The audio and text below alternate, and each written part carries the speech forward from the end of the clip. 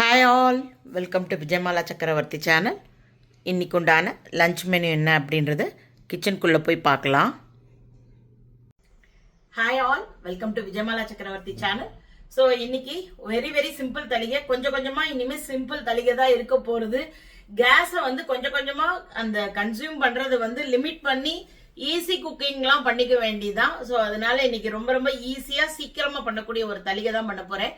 இந்த கர்நாடகாவில் தம்புளி, அதுக்கப்புறமா சாஸ்வே, காய் சாஸ்வே, இதெல்லாம் ரொம்ப ஈஸியா அட் த சேம் டைம் சம்மருக்கு பாடியை கூல் பண்ணக்கூடிய ஒரு ஐட்டங்கள் இதெல்லாம். ஸோ அதுல ஒன் ஆஃப் த காய் சாஸ்வே கேப்சிகம் காய் சாஸ்வேன்னு சொல்லிட்டு உடுப்பி சைட்ல எல்லாம் பண்ணுவா. ஸோ அது உங்களுக்கு இன்னைக்கு பண்ணி காட்டுறேன். ரொம்ப ஈஸி, ரைத்தா மாதிரி தான். இன்ஸ்டெட் ஆஃப் கர்ட் நீங்க இதை பண்ணி சாப்பிடலாம். சாஸ்வேன்றது கடுகு, ரொம்பவே கடுகு ரிச் இன் ஃபைபர். ஜென்ரலாவே ரொம்ப தலைவலிக்கிறது, பெரட்டலா இருக்கு அப்படின்னா பச்சை கடுகை போட்டு வாயில மென்னு சாப்பிட்டேனாலே டக்குன்னு ஒரு தலைவலிக்கு ஒரு ரிலீஃப் உங்களுக்கு கிடைக்கும். அதே போல முதுகு பிடிப்புக்கெல்லாம் இந்த கடுகு கொஞ்சம் சேர்த்து, கடுகு எண்ணெய் இது பண்ணெல்லாம் கொஞ்சம் மூச்சு பிடிப்பு விடும். ரிச் அண்ட் ஃபைபர் அப்படின்றதுனால ஆட்டோமேட்டிக்கா கான்ஸ்டிபேஷனுக்கு நமக்கு கொஞ்சம் ரிலீஃப் கிடைக்கும். ஸோ அதனால கண்டிப்பாக மஸ்டர்ட் நம்ம வெறும் தாளிச்சு கொட்டுறதுலதான் யூஸ் பண்ணுவோம். சில பேருக்கு ஆனா மஸ்டர்ட் பிடிக்காது, அந்த மாதிரி சாப்பிட்றதுக்கு அவாய்ட் பண்ணிக்கோங்க. பொதுவா எனக்கு ரொம்ப பிடிக்கும். மஸ்டர்ட் சாஸ் இருக்கு இல்லையா, அது இந்த சாண்ட்விச்ல போட்டு சாப்பிட்றதுலாம் எனக்கு ரொம்பவே பிடிச்ச ஒரு விஷயம். ஸோ மஸ்டர்ட் யாருக்காவது பிடிக்காதுன்னா அவாய்ட் பண்ணிக்கோங்க. அதே போல கேப்சிகம் போட்டு பண்றதுனால சில பேருக்கு கேப்சிகம் எனக்கு பிடிக்கவே பிடிக்காதுன்றவாளா இருக்கா, நான் பாக்குறேன். அவ கூட இதை அவாய்ட் பண்ணிக்கலாம். பட் யூனிக் டிஷ், டிஃப்ரெண்டா இருக்கும், டேஸ்டியா இருக்கும். ட்ரை பண்ணி பாருங்க, பிடிச்சிருந்ததுன்னா கண்டினியூ பண்ணிக்கோங்க. மற்றபடி வேற ஐட்டங்கள் எல்லாம் சிம்பிள் டிஷ்ஷஸ் தான் இன்னைக்கு பண்ண போறேன். இதுவுமே வெரி சிம்பிள் டிஷ் தான். ஸோ உங்க எல்லாருக்குமே வீடியோ பிடிச்சிருந்தா தயவு செய்து வீடியோவை லைக் பண்ணிட்டு பாருங்க. இன்னைக்கு உண்டான தளிகைக்கு போகலாம் வாங்க.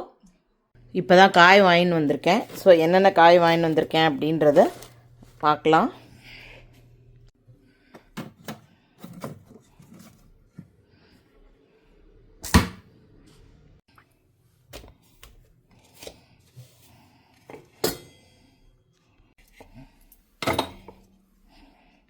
இதெல்லாம் வச்சு இன்றைக்கி ஒரு தளிகை பண்ணலாம். பச்சை கத்திரிக்காய் பச்சை தக்காளி எடுத்துட்டுருக்கேன். அதுக்கப்புறமா பீட்ரூட், கேப்சிகம், நூல்கோல். ஸோ துவரம்பருப்பு ஒரு 50 கிராம் எடுத்துட்டுருப்பேன். ஸோ அந்த லெவலுக்கு அலம்பிட்டு ஜலம் குத்திக்கிறேன். அலம்பின்ட்டேன் நான் ஆல்ரெடி. ஸோ பச்சை தக்காளி இதோடு சேர்த்துட்டுறேன்.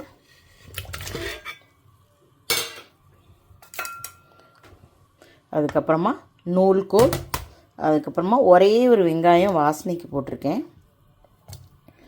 நூல்கோல் நான் கொஞ்சம் பொடி பொடியாக கட் பண்ணிட்டுருக்கேன். நீங்கள் இன்னும் கூட கொஞ்சம் பெரிய சைஸ் போட்டுக்கலாம். அப்பாவுக்கு சாதம் கலந்து கொடுக்கணுன்னா எனக்கு பிசியறதுக்கு பெருசாக இருந்தால் கஷ்டமாக இருக்குது, அதனால் கொஞ்சம் பெருசாக போட்டுருக்கேன். சில நாட்கள் நான் பிளெண்டர்லேயே போட்டு கொடுத்துருவேன். இது ஒரு கூட்டு மாதிரி பண்ணிக்கலாம். ஸோ தட் ராத்திரிக்கும் சேர்த்து தொட்டுக்கிறதுக்கு கன்வீனியண்ட்டாக இருக்கும். இது ஒரு 4-5 சவுண்டு வரட்டும். ஸோ காய் பருப்பு இன்னும் வெந்துன்னு தான் இருக்குது. அதுக்குள்ளே நம்ம அதுக்குண்டான அரைக்கிறத ரெடி பண்ணிக்கலாம். கொஞ்சம் எண்ணெய் குத்தின்னு இருக்கேன், கொஞ்சம் சுடட்டும். ஸோ வறுத்துக்கிறதுக்கு தனியா, கடலப்பருப்பு, உளுத்தம்பருப்பு, ஜீரகம், 2 மிளகு, 1/4 ஸ்பூன் வெந்தயம், கருவேப்பிலை, பெருங்காயம், தேங்காய். ஸோ இதெல்லாம் வறுத்து தேங்காய் வச்சு அரைச்சி எடுத்துன்னு வந்துடலாம். ஸோ எண்ணெய் சுட ஆரம்பிச்சிருத்து. நான் இப்போ எல்லா சாமானியுமே ஒன்றா போட்டுக்கிறேன்.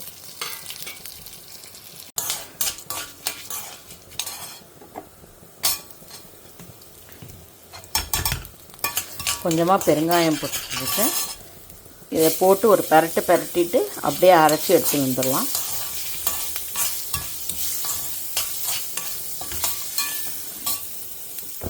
அடுப்பை ஆஃப் பண்ணி விட்றேன். கொஞ்சம் நேரம் ஆறட்டும், அரைச்சி எடுத்துன்னு வந்துடலாம். ஸோ இப்போ அரைச்சின்னு வந்துட்டேன். இதில் நான் வறுத்து பொடி பண்ண மிளகாத்தூளை இதோடு சேர்த்துக்கிறேன். இதையும் ஒரு ஓட்டி எடுத்துன்னு வந்துடுறேன். ஸோ இதுவும் சில்லி ஃப்ளேக்ஸும் போட்டு அரைச்சி எடுத்துன்னு வந்துட்டேன். நமக்கு இப்போ பேஸ்ட் ரெடி. ஸோ ப்ரெஷர் அடங்கியிருக்கும் நல்லா.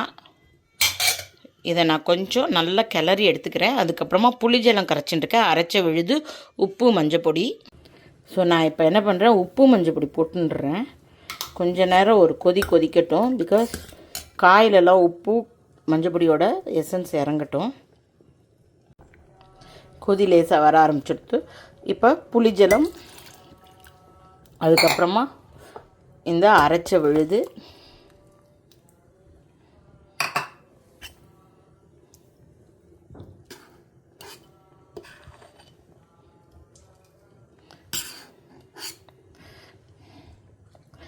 எக்ஸ்ட்ரா ஜலம் விடாமல் ஓரளவுக்கு இதுலேயே பண்ணிட்டோம் அப்படின்னாக்கா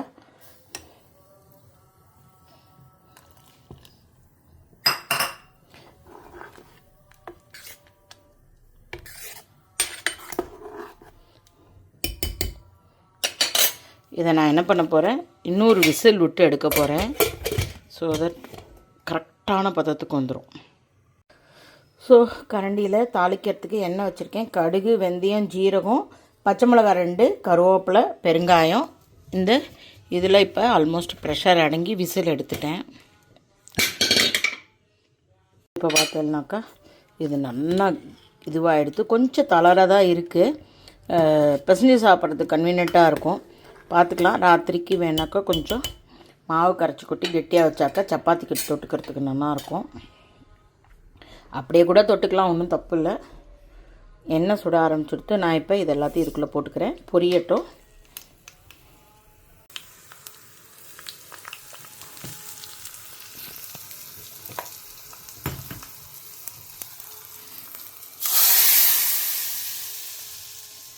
ஸோ நமக்கு கூட்டு ரெடியாக எடுத்து நான் பீட்ரூட்டை வந்து சீவி வச்சுட்டுருக்கேன். பொடி பொடியாகவும் கட் பண்ணிக்கலாம். எங்கள் அப்பாவுக்கு சாப்பிட்றது கஷ்டம், அதனால் நான் கிரேட் பண்ணி எடுத்துட்டுருக்கேன்.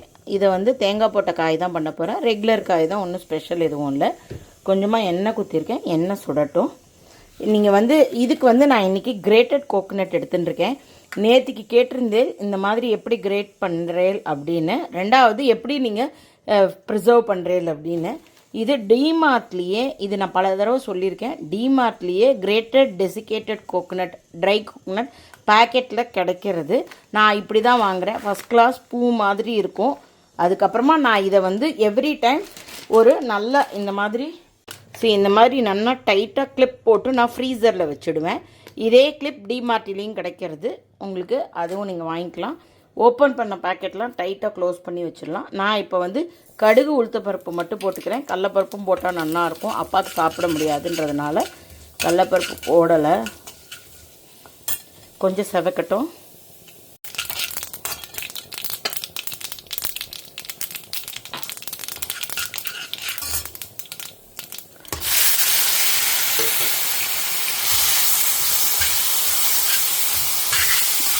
கிரேட்டட் பீட்ரூட்ன்றதுனால 2 மினிட்ஸில் வேலை ஆகிடும். இதுக்குண்டான உப்பை போட்டுடலாம். அந்த பீட்ரூட்டோட ஃப்ரெஷ் வாசனை போகிற வரைக்கும் வதக்கின்ட்டு கடைசியாக தேங்காய் போட வேண்டியதான். 2 மினிட் வேலை தான் இது. பாருங்க, நல்லா வதங்கி எடுத்து சுத்தமாக. நான் இப்போ வந்து இந்த தேங்காயை டெசிகேட்டட் கோகோனட் இதோட ஆட் பண்ணிடுறேன். கொஞ்சம் அழகாக அது சாஃப்டாகி ஒத்தாப்பில் ஒன்றாயிடும். அதுக்கப்புறம் நம்ம ஆஃப் பண்ண வேண்டியதான்.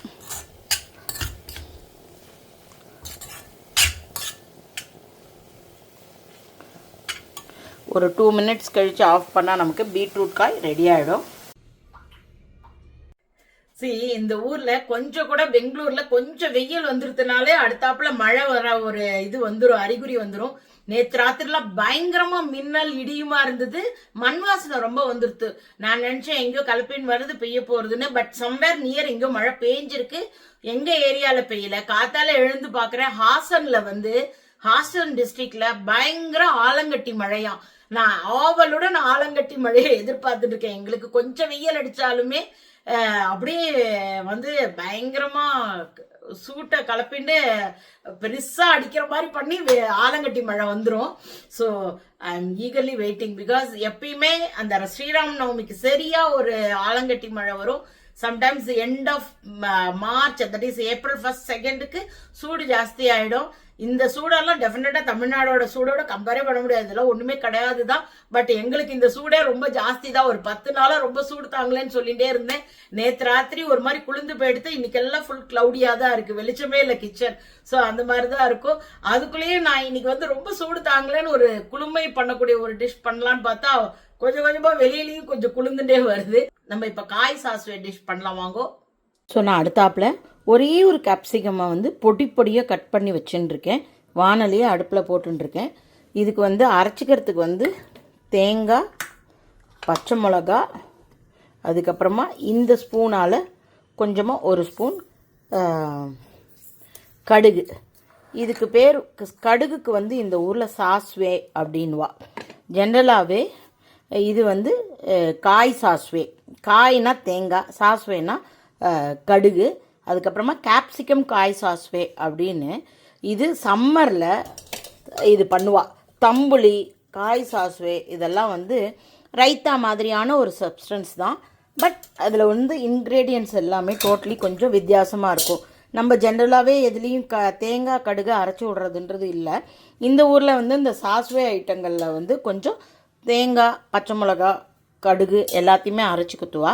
ஸோ நான் இப்போ என்ன பண்ணியிருக்கேன், வானலியில் நெய் குத்தின்னு இருக்கேன். அதில் இந்த கேப்சிகம்மை நல்லா வதங்கட்டும். ஸோ இதுக்கு உண்டான உப்பு கொஞ்சம் போட்டுக்கலாம். காரணம் என்னென்னா, இது கொஞ்சம் வதங்குறச்ச உப்பு இறங்கினா காயில் ரொம்ப நல்லாயிருக்கும்.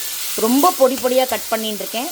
கொஞ்சம் இவ்வளோ பொடி வேணுன்ற அவசியம் இல்லை. எங்கள் அப்பாவுக்கு சாப்பிட்றதுக்கு கஷ்டன்றதுனால நான் பொடி பொடியாக கட் பண்ணிட்டுருக்கேன்.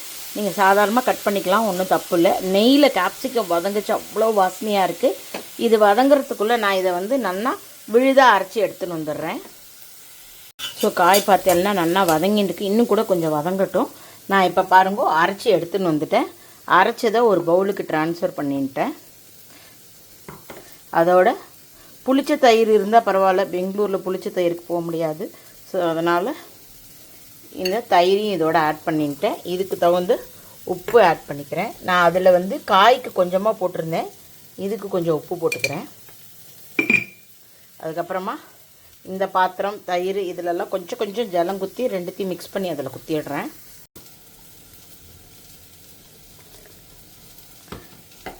ஸோ நான் இப்போ இந்த வதக்கின கேப்சிகம்மை இதோடு சேர்த்துட்டுறேன். ஸோ நான் இப்போ வந்து வதக்கின கேப்சிகம்மை போட்டுட்டேன். இதுலேயே வந்து தாளிச்சுடலாம் அப்படின்ட்டு கடுகு, உளுத்தம்பருப்பு,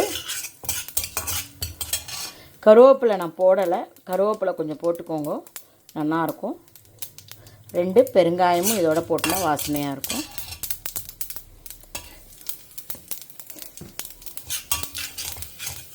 ஸோ அடுப்பை ஆஃப் பண்ணிவிட்டு இதில் சேர்த்துட்டுறேன். ஸோ இப்போ பார்த்தீங்கன்னா கேப்சிகம்க்கு தாளித்து கொட்டியாச்சு. இந்த தயிரோடு இதை சேர்த்துட்டுலாம், தேங்காய் எல்லாமே. இதை வந்து நீங்கள் தயிர் சாதத்துக்கு பதிலாக இதை குத்தி பிசைஞ்சு சாப்பிடுங்க, அருமையாக இருக்கும். சில பேருக்கு எனக்கு கேப்சிகமே பிடிக்காதுன்றவோ அவாய்ட் பண்ணிக்கோங்க, ஒன்றும் பிரச்சனை இல்லை. ஸோ நமக்கு first class Udupi style capsicum காய் சாஸ்வே ரெடியாக எடுத்து அடுத்தாப்பில் சாதம் வைக்க வேண்டியதான். ஸோ சாதமும் வச்சு ஆஃப் பண்ணிட்டேன். ஸோ இன்றைக்கு உண்டான தளிகை சுட சுட ரெடியாக எடுத்து சுட சுட சாதம், அதுக்கப்புறமா பச்சை தக்காளி நூல்கோல் போட்டு ஒரு அரைச்சி விட்ட கூட்டு பண்ணியிருக்கேன். அதுக்கப்புறமா பீட்ரூட் தேங்காய் போட்ட காய். இதுதான் இன்றைக்கி ஸ்பெஷல். கர்நாடகா, அதாவது உடுப்பி ஸ்டைல் கேப்சிகம் காய் சாஸ்வேன்னு சொல்லுவா. இது வந்து வெய்ய காலத்தில் யூஸ் பண்ணக்கூடிய, உடம்பை குளுமைப்படுத்தக்கூடிய ஒரு விதமான டிஷ். ஸோ இது சம்மரில் பண்ணி சாப்பிடுங்க. Hope you are all enjoying my video. If you like it, please like and subscribe my channel. Thank you for watching. Bye bye all.